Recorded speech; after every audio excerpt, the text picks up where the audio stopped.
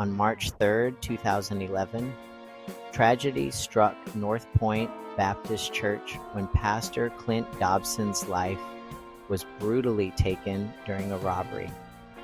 This horrific event would lead to one of the most controversial capital punishment cases in Texas history. Stephen Lawayne Nelson, a 24-year-old with a troubled past, was arrested, tried, and sentenced to death for smothering Pastor Dobson. The crime shocked the Arlington community and set the stage for a decade-long legal battle.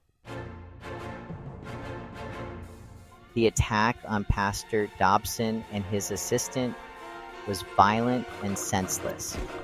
Dobson did not survive, and his assistant was left severely injured. Stephen Nelson was apprehended days later, with police finding evidence tying him to the crime scene. Nelson's arrest brought relief to some, but also ignited debates about his background and mental state. My client's life has been marred by abuse, neglect, and systemic failures. These factors must be considered in determining his sentence. The heinous nature of this crime demands the harshest penalty. Justice for Clint Dobson's family requires it. In October 2012, the jury sentenced Nelson to death. While some saw it as justice served, others raised concerns about the trial's handling and whether Nelson's upbringing was sufficiently considered. We're not saying Nelson is innocent. What we're saying is that the death penalty is not the solution.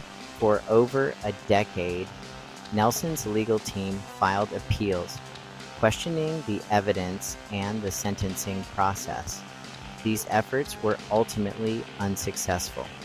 As the execution date of February 5th, 2025 approaches, activists continue to call for clemency, arguing that Nelson's traumatic upbringing and mental health issues warrant a re-evaluation of his case.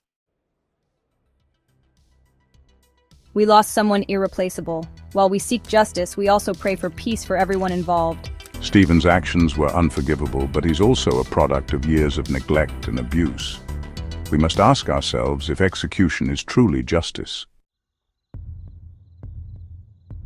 The case of Stephen Lawayne Nelson raises profound questions about justice, redemption, and the death penalty. As the clock counts down to his execution, the debate rages on